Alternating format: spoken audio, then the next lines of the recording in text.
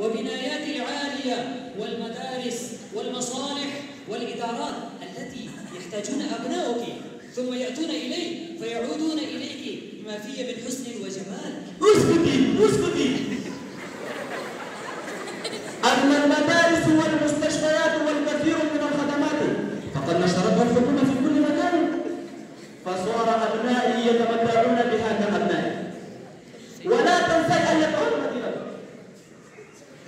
ولا تنسي أن كثيرا ممن يديرون مستشفيات ويدرسون في جامعاتك هم أبنائي الذين نشأوا في ركوعي وتربوا في أحضاني، فصفت عقولهم وسكت نفوسهم بهدأة وسكون. ولا تنسي أيتها المدينة المغرورة أنك قطعت ما بين أبنائك من صلاتك، فأصبح القريب لا يصل قريبه، والجار لا يعرف جاره، والزميل لا يزور زميله. وبينما احتفظت أنا بهذه الروابط الاجتماعية الغالية